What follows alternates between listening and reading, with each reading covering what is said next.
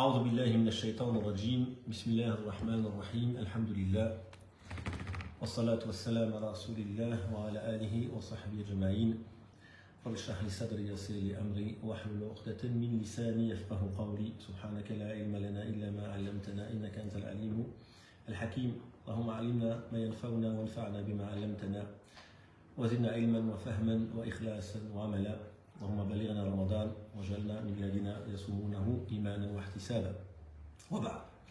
Donc bienvenue à chacun et chacune d'entre vous pour cette modeste intervention mensuelle. Nous allons essayer aujourd'hui, Inch'Allah Ta'ala, d'aborder la philosophie du jeûne.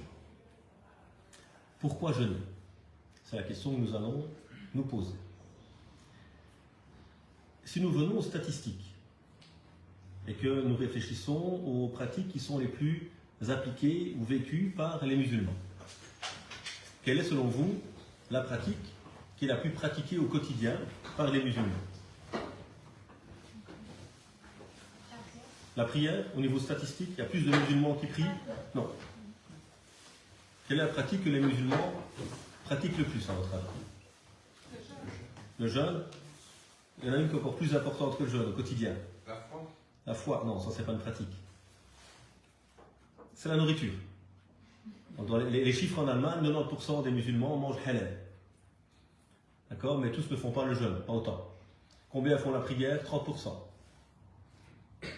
D'accord? Donc on est dans des chiffres parfois qui sont assez interpellants. Mais effectivement, plus de gens pratiquent le jeûne que la prière. Et donc l'idée, c'est de se dire, tiens, pourquoi certaines pratiques sont plus vécues que les autres, alors que, est-ce que le jeûne est plus important que la prière? C'est des piliers, évidemment. Mais la prière, c'est le pilier quotidien. C'est le pilier qu'on ne peut jamais rater. Il y a des gens qui ne vont jamais jeûner de leur vie. Qui? Ceux qui sont malades. D'accord? Par contre, la prière, qu'on soit malade ou pas, on pourra prier. Pauvre ou riche, la zakat, troisième pilier de l'islam, la deuxième pratique, nous ne la paierons pas les pauvres. Par contre, le jeûne sera pratiqué par le pauvre, par le riche, par celui qui est à la prière. Pardon, il sera pratiqué dans tous les cas. Le jeûne est important, évidemment, c'est une pratique essentielle. Mais qu'est-ce qu'on constate également dans notre quotidien par rapport à l'idéal du jeûne et la réalité du jeûne? Qu'est-ce qu'on voit parfois dans le jeûne pratiqué communément par la plupart des musulmans? Qu'est-ce qu'on voit parfois? Pas grand-chose, hein, apparemment. Qu'est-ce qu'on constate dans notre quotidien par rapport au jeûne? C'est une pratique très pratiquée, certes. Mais en termes d'esprit, en termes de réalité du jeûne, est-ce qu'on est toujours fidèle à cela? Non. On verra autour de nous plein de comportements qui sont interpellants. Et souvent, les jeunes entre eux, ils s'en des vannes, ouais, t'as cassé ton jeûne, regarde ton comportement, etc. Donc on se rend bien compte soi-même parfois qu'il y a un décalage entre l'idéal recherché et la réalité vécue. D'où vient ce décalage? Qu'est-ce qui fait qu'entre un idéal supposé et une réalité vécue, il y a ce décalage?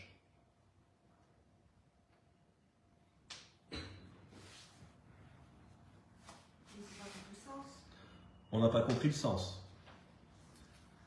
On a confondu parfois le but et le moyen. Qu'est-ce qu'on fait pendant le jeûne? On ne mange pas, on ne boit pas. Ça suffit? J'ai connu des frères, moi, quand à l'époque c'était, donc on est presque revenu à ce cycle, à l'époque c'était en hiver, on se réveillait à 16h. Ouf, quelle longue journée. On attendait 16h30 pour l'iftar. Où est le jeûne dans tout ça? Alors techniquement on n'a pas mangé de l'eau au coucher du soleil. Mais est-ce qu'on a réellement vécu quelque chose? On a peut-être vécu soi-même des situations où on voit des gens en état de jeûne qui sont bien pires que durant le reste de l'année. Or on est censé durant ce mois être différent positivement ou négativement? Positivement. Donc ces manquements sont le fruit souvent d'un manque de compréhension. Et donc ce jeûne, qui est quatrième pilier d'islam, qui est le plus pratiqué des piliers en tant que tel, comme on l'a dit, se doit toujours d'être interrogé comme toutes les pratiques. Et c'est ce qui manque dans le logiciel de beaucoup de musulmans. On nous a appris Sami'na wa ata'na. Voilà ce que dit le Coran. Nous avons entendu et obéi. Mais on a oublié de comprendre que Sami'na, entendre, veut dire également comprendre. Donc si je dis à Marwan, Galboulux, que fait Marwan? Je l'entends, mais je ne comprends pas. Fait rien. Dans ma langue que j'ai inventée, je lui dis si tu viens, je trouve 500 €. S'il avait compris ce que j'ai dit, qu'est-ce qu'il aurait fait? Olivier il aurait fait un croche-pied, il serait venu à sa place. D'accord? Il aurait compris le sens de la phrase. Donc entendre est une chose, mais le but d'entendre, c'est quoi? Comprendre. Pour pouvoir appliquer. Donc se poser les bonnes questions est essentiel, et c'est souvent ce qui nous manque aujourd'hui. Nous sommes dans la culture du comment et pas dans la culture du pourquoi. Donc c'est vraiment une question qu'il faut réintégrer dans notre logiciel de musulman, s'interroger sur le pourquoi des choses. Pourquoi on va jeûner, pourquoi on va prier, pour redonner du sens. Donc la question ici que je soulève, c'est peut-on atteindre son objectif sans le connaître? Donc si on ne sait pas le but finalement d'une pratique, on va penser l'accomplir peut-être. Mais on n'aura pas réalisé ce qui est attendu de nous. Donc il faut s'interroger sur ces questions. Souvent on dit également que le jeûne est une école. As-siyam madrasa. Ça veut dire quoi une école à votre avis? On apprend. Oui. L'école est censée nous transformer. On va acquérir des compétences, des savoirs. Et puis, qu'est-ce qu'on fait maintenant avec ces connaissances, ces compétences? On est censé les mettre en application. Donc le but d'une école, c'est pas de se terminer quand on a le diplôme. C'est de nous préparer pour continuer toute l'année à vivre avec ces outils qu'on a acquis. Or souvent, le problème, c'est quoi? Ramadan, machallah, on a tous un programme incroyable. Ramadan est fini, qu'est-ce qu'on fait?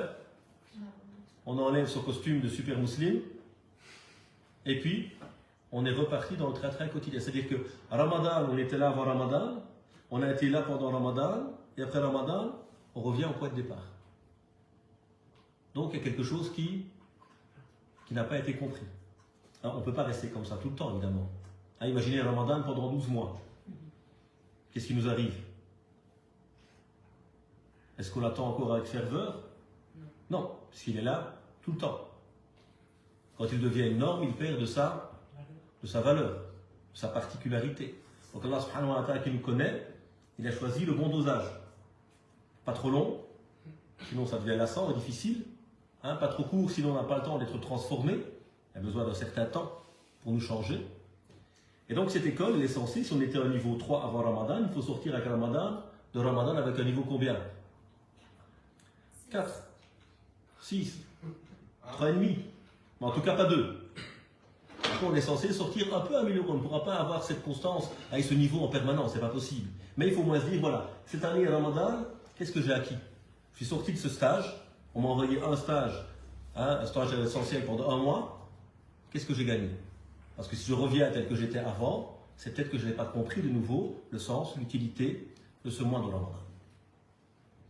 Donc un chiffre que j'avais pris, c'était en France, où les dépenses alimentaires pendant le mois de Ramadan chez les musulmans augmentent de 30%. Alors, les positifs, qu'est-ce qu'ils vont dire? C'est parce qu'on est très généreux. On donne beaucoup plus pendant ce mois. Et les pessimistes, qu'est-ce qu'ils vont dire? Parce qu'on consomme de trop. On gaspille de trop. Et donc, parfois c'est interpellant certains comportements qu'on voit durant ce mois. Du frère qui est prêt à écraser la petite Hadja Milouda parce que c'est la dernière baguette dans la boulangerie, il arrive à la dernière minute, il est prêt à l'écraser sur le trottoir pour lui piquer sa baguette. Et on a vu, pas ce cas, j'exagère un peu, mais des gens se disputaient pour une baguette qui restait, des comportements parfois qui sont assez interpellants. Quand j'étais plus jeune, j'avais un de mes enseignants, en tout cas de mes professeurs, qui était prof de religion islamique en Belgique également, et qui venait de Tunisie. Donc il nous raconte cette anecdote quand il arrive. Donc il vient à Tunisie, il rentre dans les écoles ici comme enseignant de religion islamique, un peu naïf, un peu utopiste. Et il dit à ses collègues, ah voilà le mois de Ramadan, c'est un mois exceptionnel pour nous. Que disent les enseignants à votre avis? Oui, c'est le pire mois de l'année. Pourquoi c'est le pire mois de l'année? Parce que les personnes aiment les malpauvres, pas... Parce que certains, qu'est-ce qu'ils vont faire pendant Ramadan en classe? Ils dorment. Ah, madame, c'est Ramadan, on ne peut pas faire de contrôle. D'accord? On va s'absenter. Et donc, lui, ce qu'il arrive avec son idéal, et puis il se retrouve dans la réalité où c'est tout le contraire. Ce même prof nous raconte une autre anecdote. Il rentre dans les toilettes pendant Ramadan et il voit certains jeunes en train de préparer des joints. Mais monsieur, ne vous inquiétez pas, on fume le soir, après l'iftar. D'accord? Donc, il y a parfois un décalage. À nouveau, les jeunes sont jeunes et ils sont les victimes souvent. Ils sont les victimes justement d'un manque de compréhension. Parce qu'on leur a dit quoi? Pas manger, pas boire. J'ai fait quoi moi? Pas manger, pas boire. Moi je me réveille une demi-heure avant l'iftar, pas de souci. L'autre il prépare son hashish mais pour après l'iftar, d'accord? L'autre il dort toute la journée en classe. Bref, on a des comportements qui parfois nous interpellent parce qu'ils sont le fruit souvent d'un manque de compréhension. Donc on va essayer modestement d'aborder un petit peu les finalités du jeûne pour pouvoir comprendre finalement ce qu'il est. Et vous allez voir que lorsque vous voulez aborder par après le côté pratique du jeûne, vous allez avoir beaucoup moins de questions quand vous avez compris la philosophie du jeûne. Parce que tant que je n'ai pas compris, donc je vous emmène voir un match de baseball. Vous n'en connaissez pas les règles. Je vous ai ramené une fois, deux fois, trois fois. À chaque fois vous regardez, les gens crient, les gens sont heureux, les gens sont tristes, mais vous êtes là, vous comprenez rien. Qu'est-ce que vous faites tout le temps? Pourquoi ils crient? Pourquoi ils sont contents? Pourquoi l'arbitre il siffle? Pourquoi la balle elle est bonne, elle n'est pas bonne? Vous avez posé 1000 questions. Pourquoi? Parce que vous ne comprenez pas. Donc qu'est-ce que je vais faire? Parce que Marwan me fatigue. À chaque fois il me parle, il me pose des questions sur le baseball. Qu'est-ce que je vais faire avec lui? On va s'asseoir et je vais lui expliquer c'est quoi le baseball. C'est quoi les règles du baseball? C'est quoi le sens de ce jeu? Automatiquement, qu'est-ce qui va se passer maintenant quand je regarde mon match? J'ai plus 100 000 questions. Quelques-unes de temps en temps. Mais maintenant que j'ai compris, il y a beaucoup moins de questions qui vont être soulevées. Est-ce qu'on peut mettre de la crème pendant le Ramadan? Parce que la crème nourrit la peau. Et on ne peut pas se nourrir pendant le mois de Ramadan. Est-ce qu'on peut se coiffer pendant le Ramadan?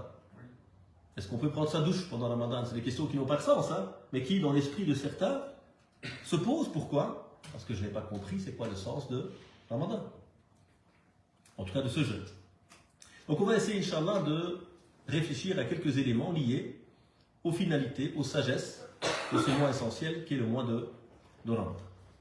Première réflexion que nous abordons, c'est pour comprendre le Siyam, il faut d'abord comprendre qui est As-Sa'im, qui est l'être humain. Si on ne comprend pas qui est l'être humain dans la perspective islamique, on ne va pas comprendre justement le sens du jeûne. Qui est cet humain justement? Bon, j'ai symbolisé, vous le voyez un petit peu ici. Cet humain il est composé de quoi? De chair, d'os et de peau. Non, d'un corps. D'accord? Il y a ce corps. Le corps, c'est quoi? C'est l'enveloppe. Mais qu'est-ce qui donne vie à cette enveloppe? Qu'est-ce qui donne sens à la vie de cette enveloppe? C'est l'âme. Donc l'être humain est composé de deux éléments. Est-ce qu'un jour vous oubliez votre corps? Est-ce qu'un matin vous n'avez pas faim? Le principe. D'accord? C'est que vous avez trop mangé hier soir, sinon. Est-ce qu'un jour vous vous dites je vais sortir ce matin et faire peur aux gens? Je ne vais pas me coiffer, je ne vais pas me brosser les dents, je vais mettre mes vêtements troués, mes chaussettes qui sentent mauvais et je vais effrayer les autres. Ou naturellement, tous les matins, vous vous dites, avant de sortir, je me regarde dans le miroir, je m'habille correctement, etc. Un ou deux? Personne n'est dans le A? Je n'oserais pas le dire. Hein? Très. D'accord? Donc c'est naturel ou c'est pas naturel? On s'intéresse beaucoup à notre apparence. Pourquoi? Parce qu'elle est visible. Est-ce qu'on pourrait négliger notre âme? Très souvent. Parce que malheureusement, on est aveuglé. On ne voit plus avec perspectivité, hein, on voit seulement avec on manque de clairvoyance. On n'a pas un regard perspicace sur les choses de la vie. Donc cet homme, il est quoi? Lorsque Dieu va dire aux anges, je vais créer un être à partir d'un chair. Donc là, on nous cite quoi? L'enveloppe. فإذا سويته ونفخت فيه من روحي فقعوا له ساجدين. Lorsque je vais l'avoir harmonieusement façonné et que j'aurai insufflé de mon esprit, ruh, alors, dit-il aux anges, prosternez-vous devant sa création. Donc là, qu'est-ce qu'on voit? Cet homme, il est créé de deux choses. Une enveloppe, et cette enveloppe, elle a besoin d'être nourrie. On mange, on boit, on dort, d'accord? Elle a des besoins, des instincts. L'homme va être attiré par la femme va être attirée par l'homme. Donc on a tous ces besoins qu'on ne doit pas apprendre. D'accord? Je ne vais pas à la fac pour manger. Et si je n'étudie pas, je saurais respirer et dormir. Je n'ai pas besoin d'avoir un diplôme pour cela. C'est quelque chose d'instinctif. D'accord? Dieu a mis ça en nous. Parce que c'est les conditions de la vie. Hein, s'il fallait réfléchir pour vivre, il y a plus grand monde sur cette terre. D'accord? Ça se fait naturellement. Parce que c'est la base. Sans vie, il ne peut pas y avoir de spiritualité. Sans raison, il ne peut pas avoir de spiritualité. Donc la spiritualité, elle découle d'abord d'un état humain où on est conscient et où on est physiquement en bonne santé. Et donc souvent cette âme, on la néglige. Donc il faut pouvoir revenir à celle-ci. Ramadan, qu'est-ce qu'il nous apprend justement par rapport à cela? À nourrir son âme. On va se détourner un moment de nos besoins physiques. On ne mange pas, on ne boit pas, on n'a pas de relation intime pendant la journée, on dort souvent moins pendant la nuit. Donc Allah subhanahu wa ta'ala va même nous dire stop. Rappelez-vous ce qui est le moyen, rappelez-vous ce qui est le but. Rappelez-vous ce qui est l'enveloppe, rappelez-vous ce qui est l'âme. Parce que l'être humain, il a tendance à être dans l'oubli. Donc il a besoin de dhikr, de rappel. Qu'on lui rappelle l'essentiel. Qu'on lui rappelle comment se nourrir, comment être équilibré, comment être heureux. Sinon, il va être focalisé dans un monde où on nous dit il n'y a plus rien d'autre que la matière. On a certaines visions du monde qui renient même la présence de l'âme, etc. Donc purement matérialiste. Et donc on a besoin de revenir à cela. Donc pour jeûner, il faut comprendre déjà que nous sommes un corps et nous sommes une âme. Et cette âme, elle a besoin de nourriture, tout comme le corps a besoin de nourriture. Mais le corps, ça se fait instinctivement. Donc on n'a pas besoin pour cela de se concentrer ou d'avoir conscience. Sinon, la vie s'arrête et donc on ne peut plus faire le reste. Donc ça, Dieu l'a fait de manière instinctive. Par contre, l'âme qui nous habite, il y a besoin de prendre conscience qu'il faut la nourrir, qu'il faut la protéger, qu'il faut la préserver. Donc le jeûne va nous apprendre justement à dire quoi? À dire stop d'abord. À quoi? À un ensemble d'éléments qui nourrissent le corps. Est-ce qu'ils sont mauvais ces éléments? Non. La preuve, toute l'année on mange. Et après le coucher de soleil, on remange. D'accord? Mais à un moment, qu'est-ce qu'on nous dit? Une fois l'année, stop. Arrêtez-vous à l'instant. Comprenez qu'il y a quelque chose de plus profond et que si vous vous trompez dans vos lunettes, vous voyez l'humain uniquement dans son apparence, vous n'allez plus pouvoir vous construire sainement. Donc le Ramadan part déjà d'une compréhension profonde de qui est l'être humain. Alors quel est le but fondamental du jeûne?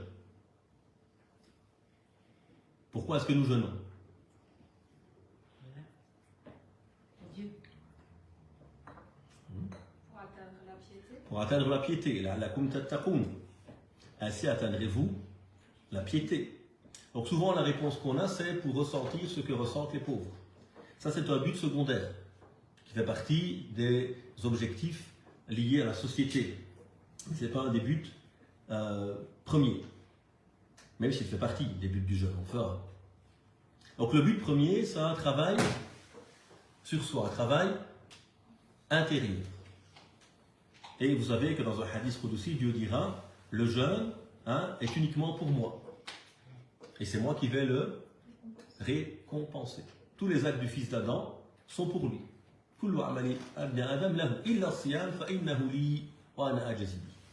C'est un acte, pourquoi? Parce que les anges peuvent noter la prière. On a vu un tel y prie. Mais ils ne voient pas le jeûne. Parce que le jeûne, c'est un acte intérieur, intime. Il n'est vu par personne. Donc c'est un acte singulier. Et qu'est-ce qu'on constate pendant le Ramadan? Même chez ceux qui le comprennent moins. Qu'est-ce que les jeunes disent souvent entre eux? Ah, ton jeûne, tu vas casser ton jeûne, attention. Donc qu'est-ce qu'on a tendance à faire pendant ce mois? Être plus attentif, vigilant. On a peur de briser cet élan, de briser cet effort que l'on fait. Et donc on réveille en nous quoi? Taqwa. Cette prise de conscience. On veut protéger sa proximité à Dieu, sa relation à Dieu. On veut éviter que n'entrent dans notre cœur certaines maladies qui vont nous éloigner de lui.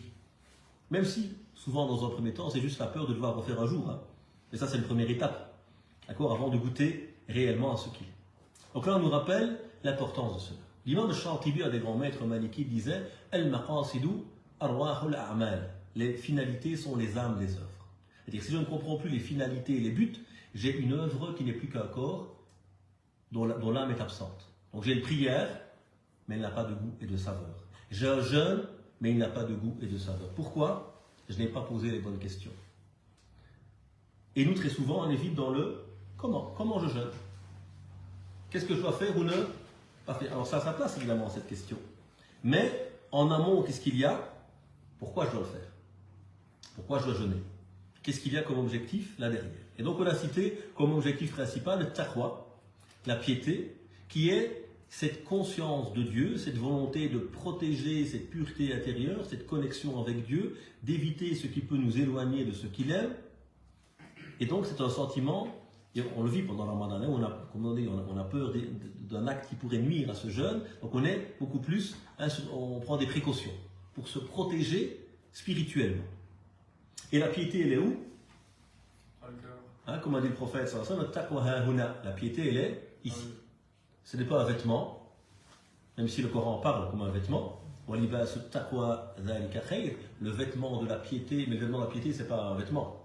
C'est-à-dire c'est se parer, s'habiller de la valeur de la piété. Ça, c'est le meilleur des vêtements que l'on peut porter en tant que croyant. Ce n'est pas un type de vêtement apparent.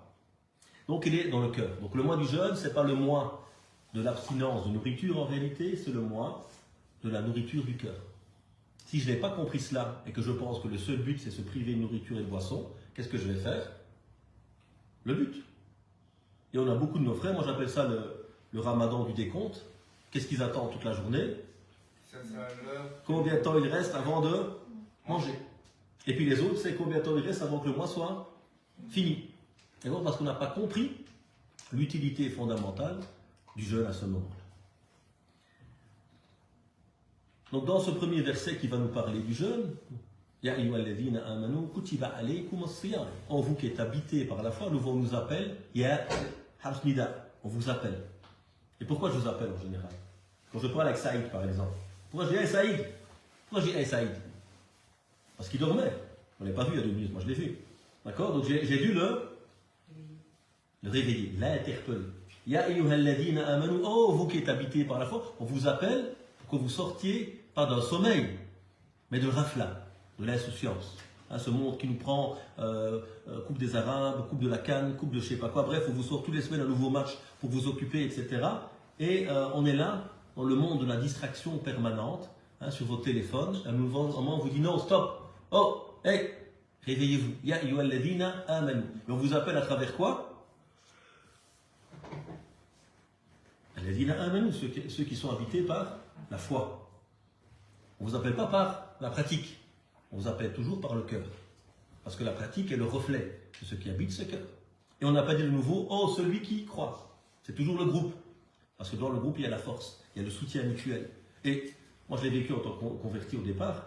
Manger tout seul cette tartine à l'heure de l'iftar, je vous garantis que ça n'a pas la même saveur qu'être resté avec sa maman, son frère, ses amis, ses sœurs, et de manger ensemble. Manger, c'est manger, hein. Mais les gens ont du goût.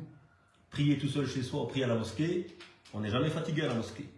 Chez soi, tu as fait 2 rakats, tu bailles, tu dis oh, c'est bon, je vais aller dormir. D'accord, le groupe, il renforce l'être humain. Kutiba alaykum as-siyam, le jeûne vous a été imposé, prescrit. As-siyam. Kama kutiba ala alladhina min qablikum, comme il a été prescrit à ceux qui vous ont précédés. Et ce n'est pas une pratique nouvelle.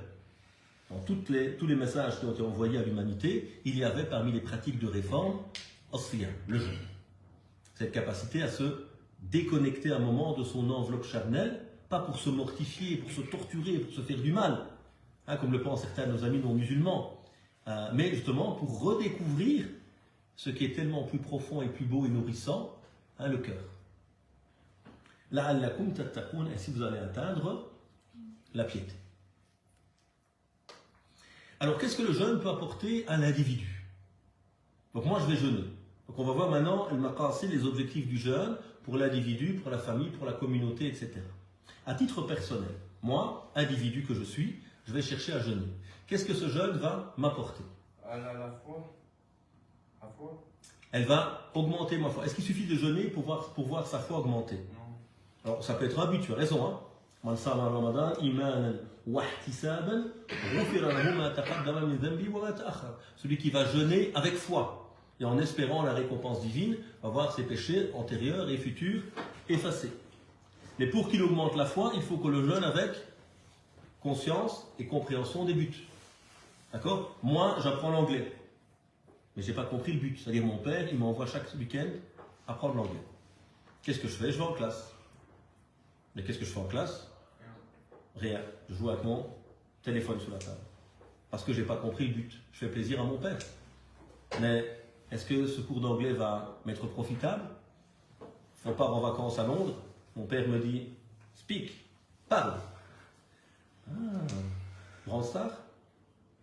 Ok. World Cup. McDo. Je ne saurais rien dire. Parce qu'en fait, j'étudiais pas réellement. D'accord? J'étais là, mais je n'avais pas compris le sens profond à nouveau de ma présence. Donc toujours s'interroger. Qu'est-ce que le jeûne va nous apporter? Allez, en tant qu'outil d'éducation, qu'est-ce qu'il nous apporte? Dites-moi. La réforme. La réforme. Ok, ça c'est les grands titres. Comment il va me réformer? En changeant nos habitudes. Changer les habitudes. Qu'est-ce qui tue l'être humain? La routine.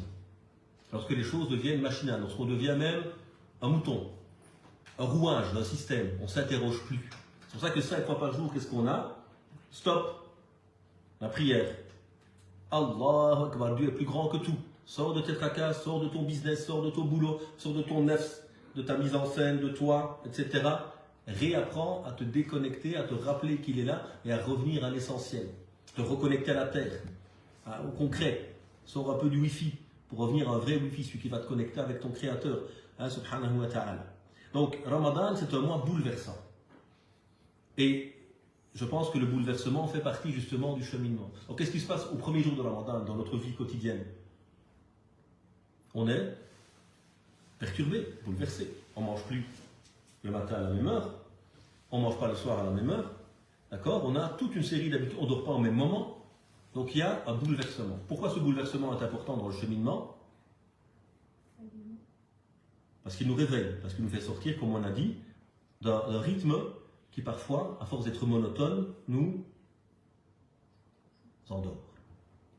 Très bien, quoi d'autre encore?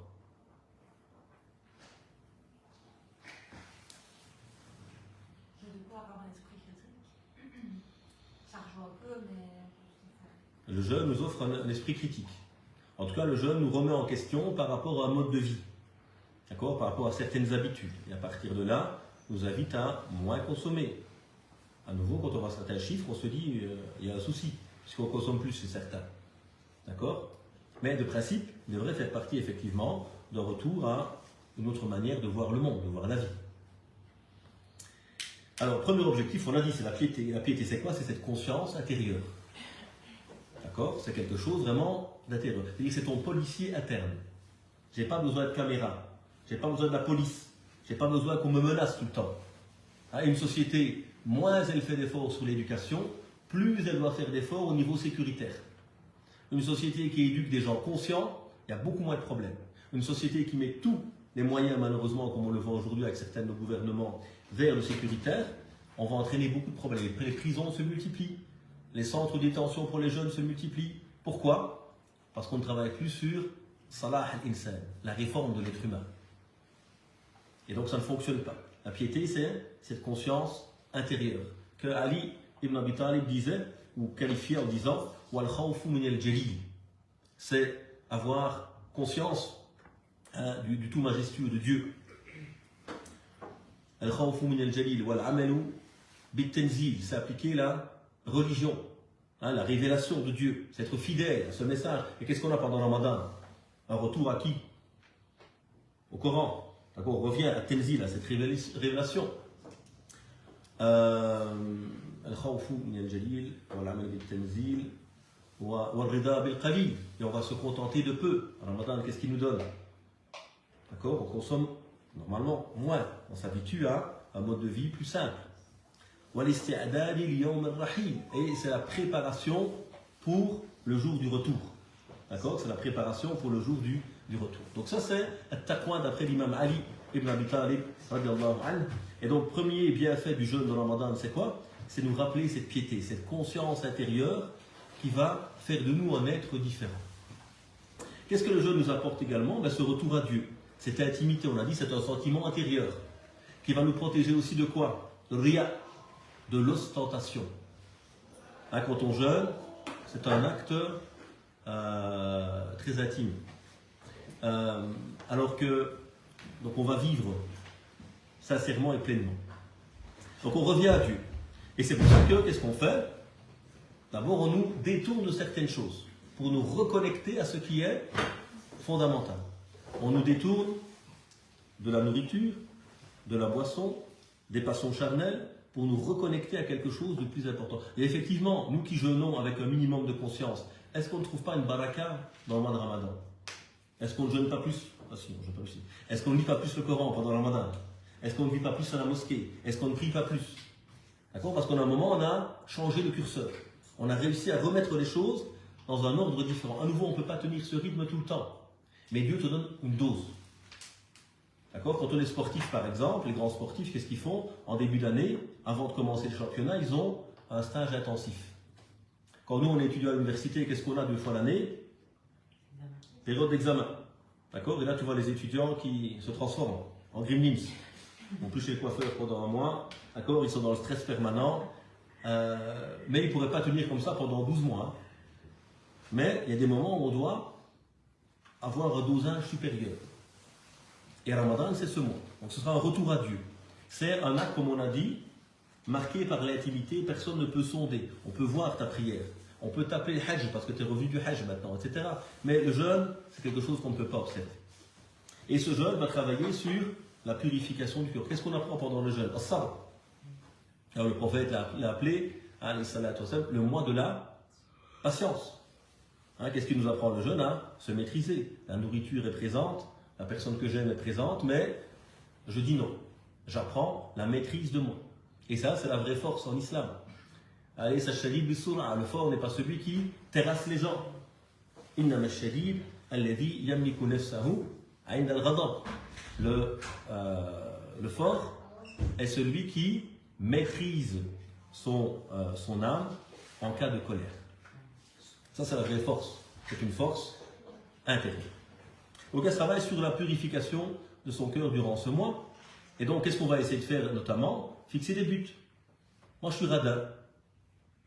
Je suis bakhil. D'accord? J'aime bien mon argent, j'aime bien mes sous. Pendant le Ramadan, qu'est-ce que je vais essayer de faire?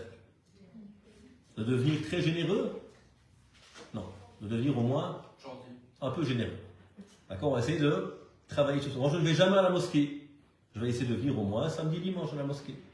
Moi, je ne tiens pas mes prières, malheureusement. Durant l'année, je prie, j'arrête. Allah nous accorde la constance et la force. Qu'est-ce qu'on va faire pendant le Ramadan? Se dire, je vais améliorer. Me lier plus à la prière, essayer d'accomplir mes 7 prières et d'être dans la constance. Maîtrise de soi, comme on l'a dit. Apprendre à se maîtriser. Puisque là, il y a des choses que l'on aime, mais on dit non. Et ça, c'est la force du croyant. Puisque le monde n'est que cela, tentation. Ramadan, c'est un bon mois pour arrêter ses addictions. Beaucoup de frères ont arrêté de fumer pendant le mois de Ramadan, que Dieu nous préserve de ce poison. D'accord? On arrive à tenir, et on se rend compte qu'on est fort en réalité. Parce que quelle est la grande faiblesse de l'homme? Consommer plus en plus. Non. La grande faiblesse de l'homme, c'est qu'il ne connaît pas ses capacités. Shaitan, il est bidon, il est nul. La ruse du diable, elle est faible. Le Coran nous clairement, le diable, il est faible. Il n'a pas de force. Vous n'avez aucun pouvoir sur vous. Moi, j'ai fait de la pub. C'est ça qui fait Shaitan. Je vous ai invité et vous m'avez répondu. ne me faites pas de reproches à moi, faites-en à vous-même. D'accord? L'homme, il ne se connaît pas. L'homme, il est fort, l'homme, il est capable. Mais quand on crée un homme de la culture du takeaway, où tout vient à lui, il ne fait plus d'efforts, on affaiblit en fait l'être humain. Et Ramadan, il te montre que tu es capable. Et qu'est-ce qu'ils disent nos frères et sœurs, nos amis qui ne sont pas musulmans? Comment tu fais? Comment tu tiens toute la journée? Même pas un verre d'eau. Pour eux, c'est inimaginable. Pourquoi? Ils ne se connaissent pas. Ils n'ont pas la chance de pouvoir goûter au message de notre Créateur qui nous apprend qui nous sommes, et notamment que nous sommes capables de grandes choses quand on a conscience.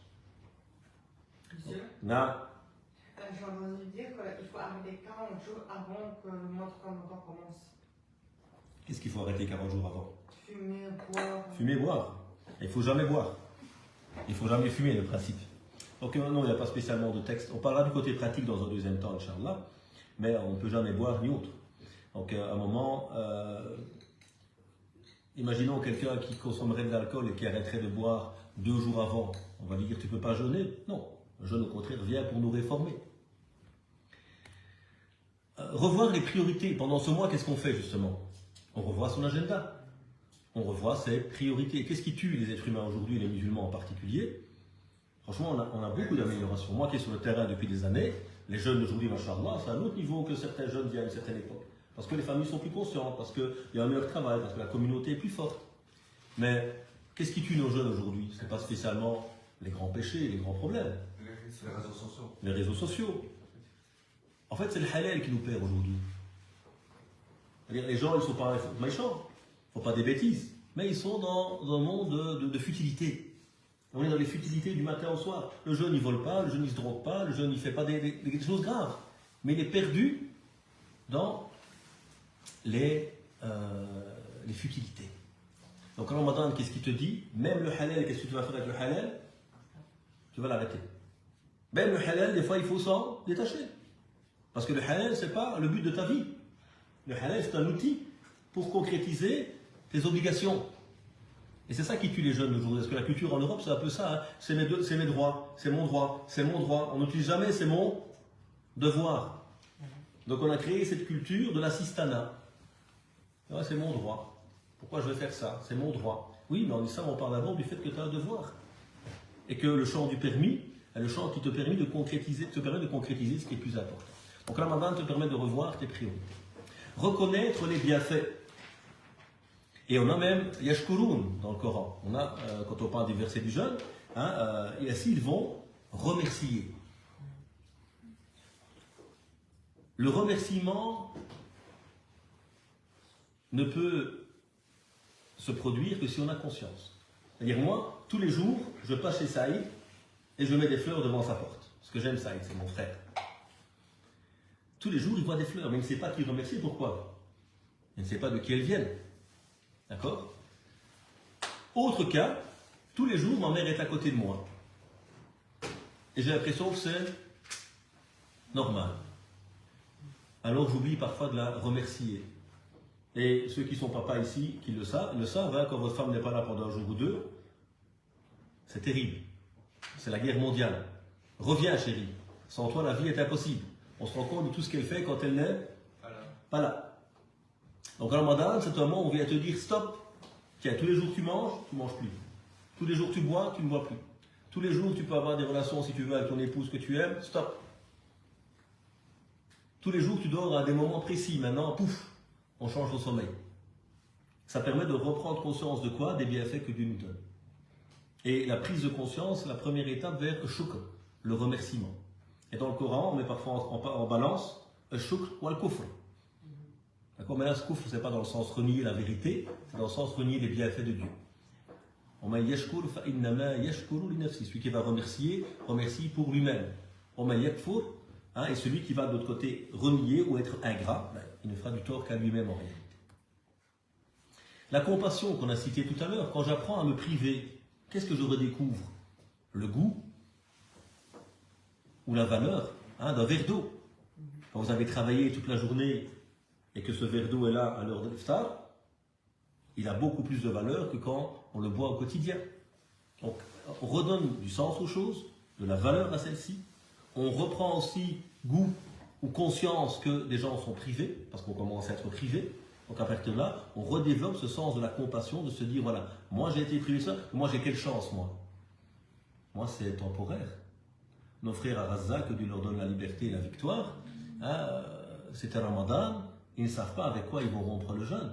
Nous, on se pose la question différemment. On ne sait pas, dans tout ce qu'il y a devant nous, ce qu'on va choisir pour rompre le jeûne. Mais certains de nos frères, ils ne savent pas s'il y aura à manger sur leur table à l'heure de l'iftar.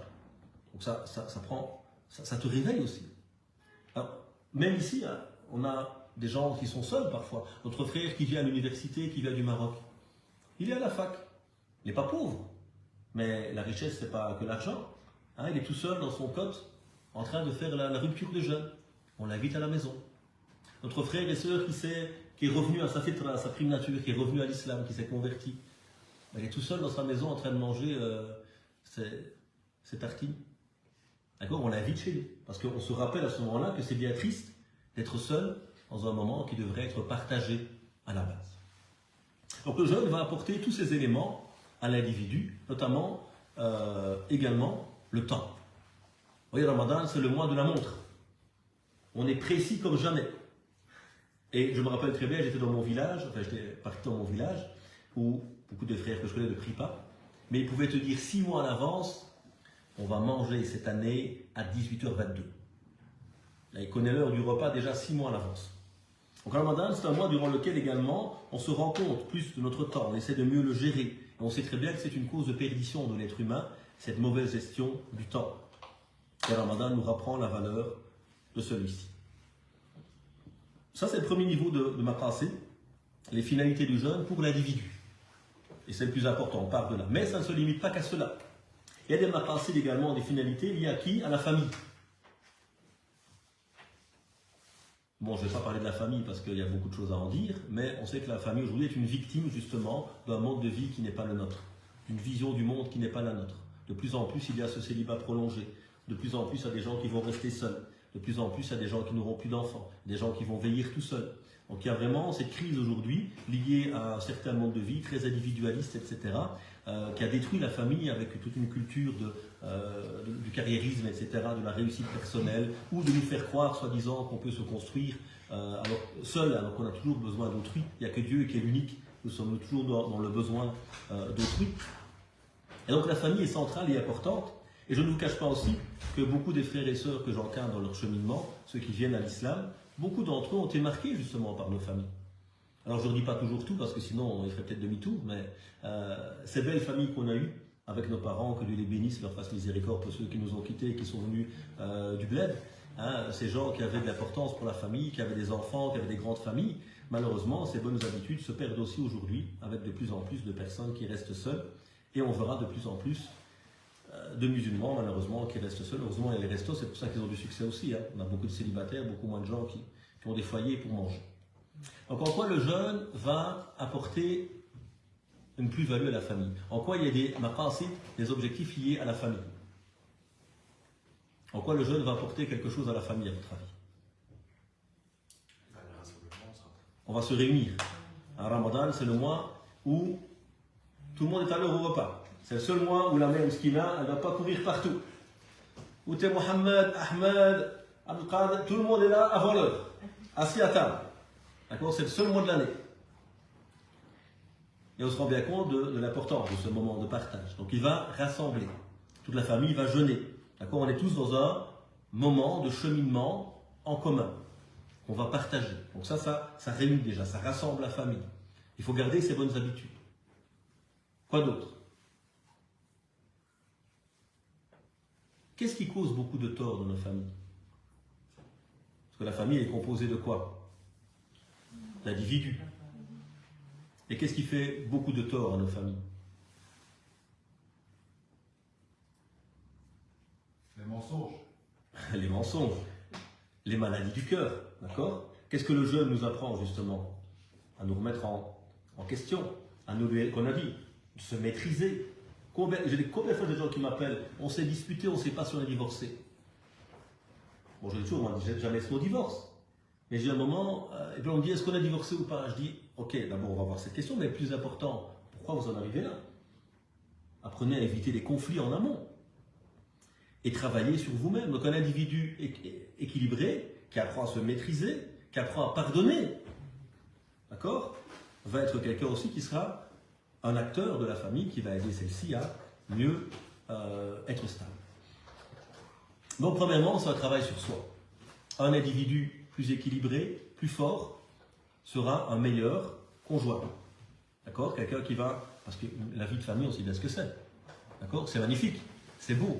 On s'en passerait jamais pour ceux qui ont la chance de goûter. Mais en même temps, dès qu'on est à 2, à 3 ou 4 ou 5, il y a plus de stress, il y a plus de disputes, c'est humain. Donc là, il faut apprendre à pardonner, il faut apprendre à se maîtriser, il faut apprendre à se libérer.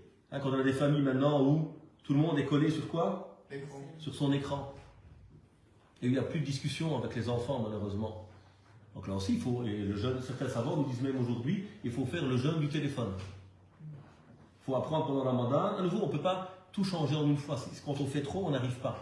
C'est se dire, voilà, moi, j'ai, je sais pas moi, 5 heures d'écran par jour, je passe à 4, je passe à 3. J'essaie au moins de diminuer un peu pour me libérer graduellement. Donc l'individu pieux, c'est la base d'une famille. Donc quelqu'un d'équilibré, de bien, va construire une famille solide. Et puis il y a cette ambiance pendant le Ramadan. Et ça, il faut vraiment qu'on y pense en tant que famille. On décore sa maison, Ramadan Moubarak, etc. On fait de la maison un lieu agréable.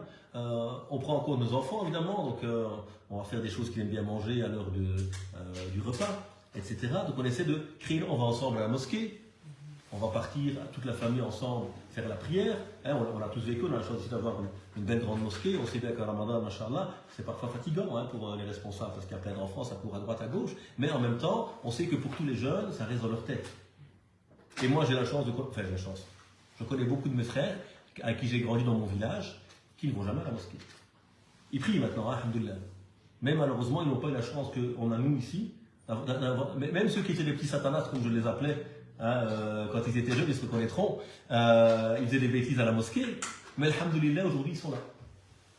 Et alors que je connais des frères qui sont des gens très bien, mais ils n'ont jamais eu ce lien malheureusement fort avec la mosquée. Mais même quand ils sont adultes maintenant, la mosquée, ça fait peur. Ils n'y viennent pas, malgré qu'ils prient. Ils n'ont pas pris cette habitude à goûter à ce lieu qu'est la mosquée. Au Ramadan aussi, on a un projet en famille. On vient ensemble pour goûter à cela. Il y a le partage, évidemment. C'est un mois où on partage au niveau de la famille. On va donner, on va inviter à la maison. Et comme on a dit, je suis seul, je n'ai pas le choix, je n'ai pas encore de famille. Ben, invite des sœurs à la maison qui sont célibataires, invite des frères à la maison qui sont célibataires.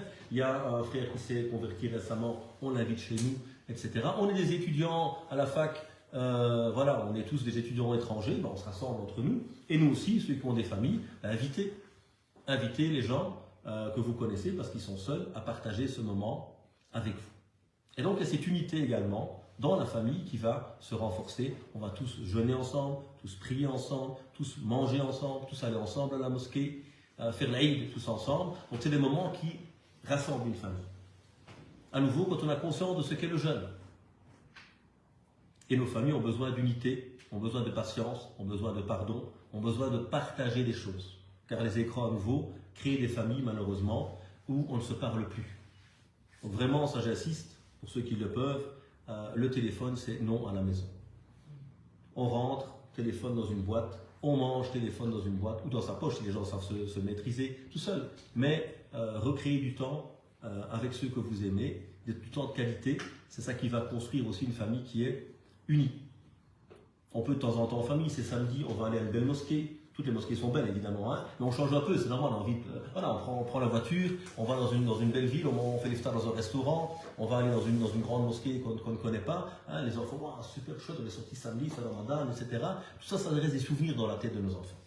Donc il faut vraiment qu'on puisse réfléchir à tout cela et pas seulement penser au repas, hein, parce que beaucoup de nos mamans, on le sait très bien aussi. Hein.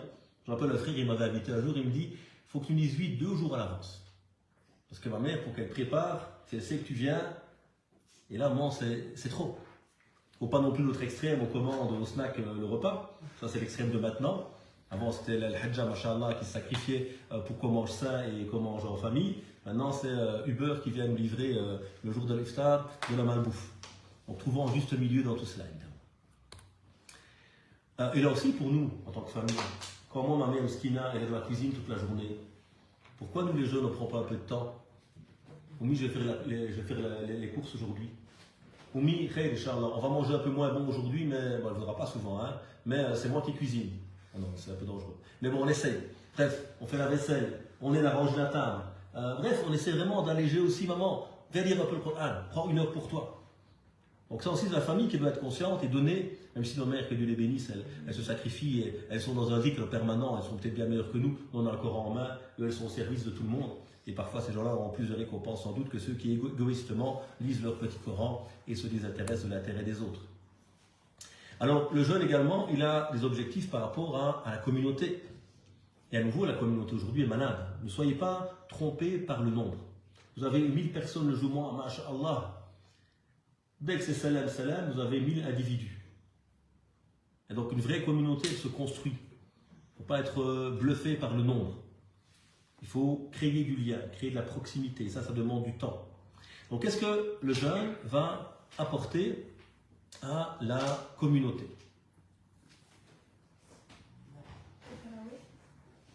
Elle va nous apporter Taraweh. Non, mais je veux dire, le fait de rassembler. Il y a le rassemblement. Je suis revenu, j'ai eu cours à Bruxelles il y a 2 semaines, je pense. Je rentre tard de là. Et ma merveilleuse épouse, que Dieu la bénisse, vient me chercher à la gare. C'est l'heure du match du Maroc. Demi-finale.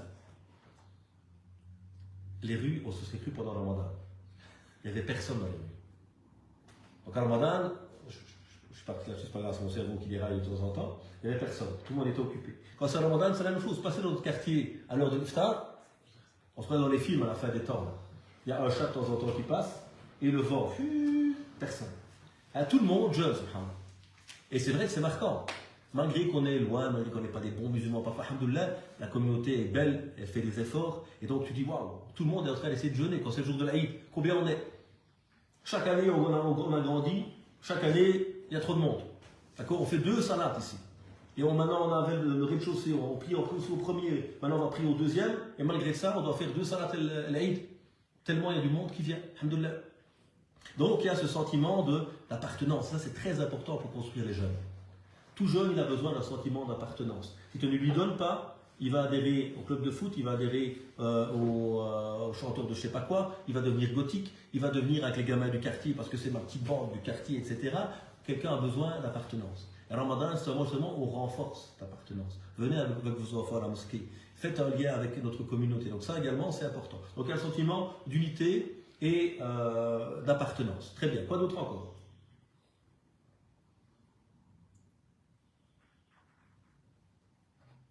Pas mal. C'est un moment de silence, de méditation.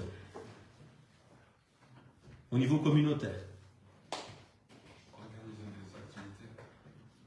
C'est un moment où on peut en tout cas, effectivement, on doit en profiter. C'est un moment où les gens ne mangent pas. Donc on sait qu'ils ont plus de temps que d'habitude pour organiser certaines activités. C'est un moment également au niveau communautaire de quoi? De partage.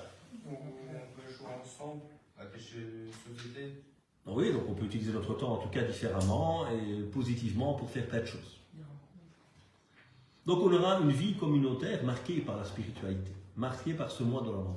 À nouveau, tout n'est pas rose, hein, et quand on fait un constat négatif, ce n'est pas dans le but de dire on est mauvais, on n'est pas des bons musulmans. L'idée c'est de se dire voilà d'où on vient. Et alhamdoulilah, il y a de l'amélioration. Mais il faut toujours être dans l'objectif de grandir et de nous améliorer. Il y a des gens qui ne jeûnent pas, il faut les aider à jeûner.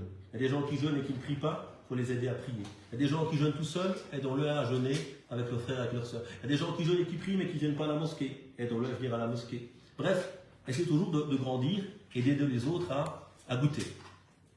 Il y a cette égalité qui nous est rappelée. Le riche jeûne, le pauvre jeûne, d'accord? Chacun est interpellé, sauf le malade évidemment. Donc ça nous rappelle également que tous nous sommes égaux devant cette pratique en tant que croyants. Il y a cette notion de miséricorde. Là, c'est l'adha, donc il nous reste quelques minutes pour finir ce passage.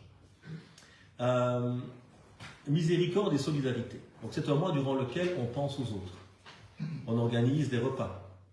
Dans certains pays arabes, on a Ma'idatul Rahman, les tables du tout miséricordieux.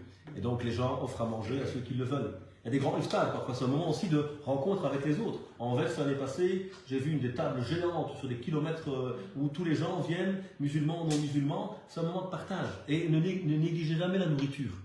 Autant elle n'est pas le but de la vie, autant on sait très bien que c'est un élément de rencontre et de partage. Et on le sait tous. On aime quand on a des gens qu'on apprécie, partager quelque chose ensemble, un repas.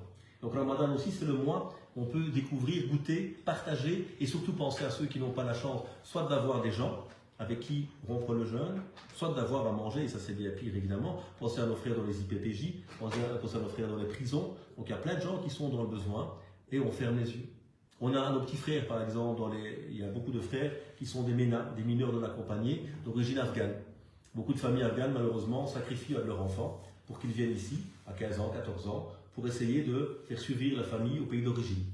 Donc imaginez-vous à 14 ans, sans vous le dire parfois, pouf, on vous arrache à la famille, vous allez traverser la moitié du continent en subissant parfois les pires choses qu'on n'osera pas évoquer ici, et tu te retrouves ici tout seul à 14-15 ans. Nos frères sont ici, il y a des centres ici où les frères sont là. Et je me rappelle, il y a 2 ans, on m'appelle, une éducatrice, elle me dit « Monsieur l'imam, il y a un souci, les jeunes ne vont plus à l'école. » Alors imaginez-vous à 14-15 ans, c'est Ramadan, ben, qu'est-ce que tu fais? Tu manges la nuit, tu dors le jour.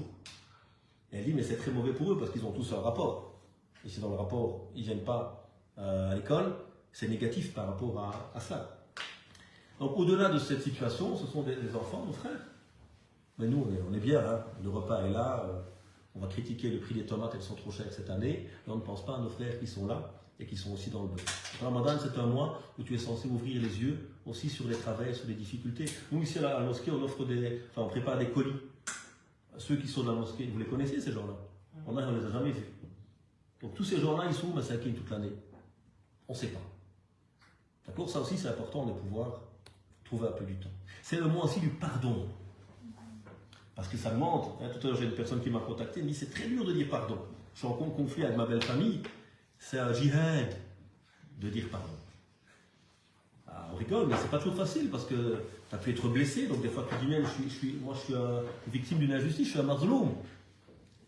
Ah, et puis bon voilà, les relations humaines sont ce qu'elles sont. Donc comment nous dépasser? Le jeûne il t'apprend à te dépasser.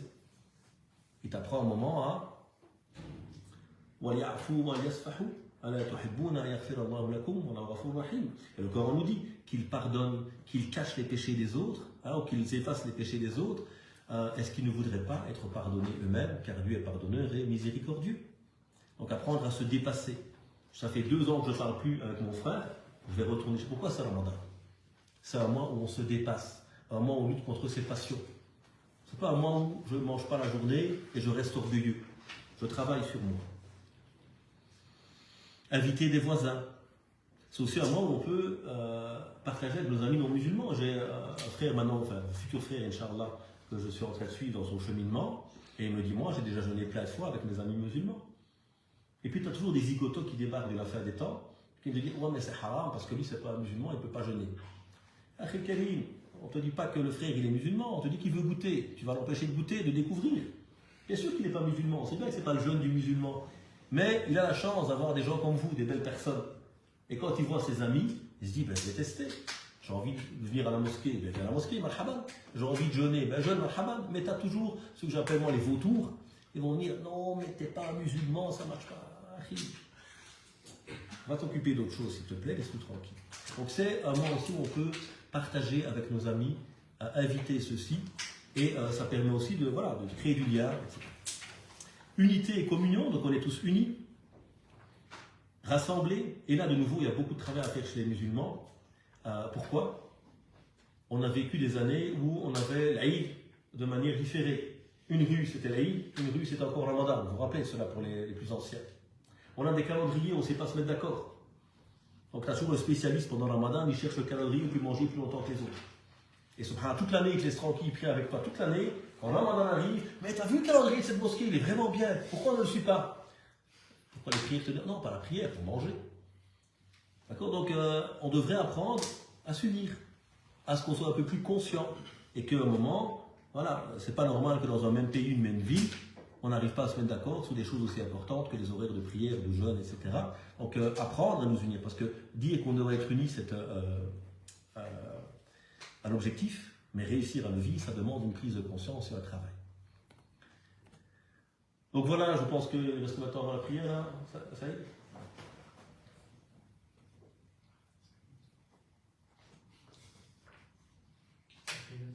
Cinq minutes. Ok, on prend un dernier point et on clôture alors. Voilà, 3 éléments ici qui sont importants, c'est les étapes du jeûne, ou les degrés du jeûne. L'Imam Ghazali, un des grands maîtres, j'ai une autre conférence que j'avais abordée qui était les secrets du jeûne, vous pourrez revenir vers celle-ci. Il nous dit qu'il y a 3 niveaux. Et c'est normal, le niveau cheminement. Premier niveau, c'est l'abstinence, c'est-à-dire c'est le jeûne de la masse. Qu'est-ce qu'on fait? On ne peut pas manger, on ne peut pas boire. Première étape. C'est toujours ce qu'on va faire un peu tous au départ. Et puis il y a une deuxième étape, c'est le jeûne des membres. On va essayer de n'écouter que ce qui plaît à Dieu. C'est un peu difficile ça. De ne voir que ce qui plaît à Dieu. De ne dire, ça c'est encore plus difficile, que ce qui plaît à Dieu. Ça c'est une deuxième étape déjà, où on se transforme. Troisième étape, c'est le jeûne du cœur. Ça c'est le sommet. On va arriver à un moment où, on arrive, Inch'Allah, on espère y arriver, où le cœur se déconnecte des autres choses et réussit à ne s'orienter que vers Dieu. Ça c'est un idéal évidemment. Mais il faut prendre conscience que voilà, il y a des étapes à franchir pour goûter à la réalité du jeûne. Voici ces quelques réflexions sur les finalités du jeûne, l'importance de se poser les bonnes questions, la question du comment, l'importance de passer de la forme au fond, la nécessité de comprendre quels sont les objectifs pour me réformer personnellement, pour réformer ma famille, pour réformer la communauté, et que ce jeûne, évidemment, comme toutes les pratiques, il va avancer graduellement à travers une prise de conscience, mais il faut comprendre pour cela, et on va petit à petit avancer pour goûter. Allah subhanahu wa ta'ala nous permette d'atteindre ce mois de Ramadan, de le jeûner avec foi et en espérant la récompense divine, qu'il permette à tous les frères et sœurs de revenir vers lui d'un bon retour. Subhana rabbika rabbil izzati amma yasifun wa salamun al mursalin walhamdulillahi rabbil alamin.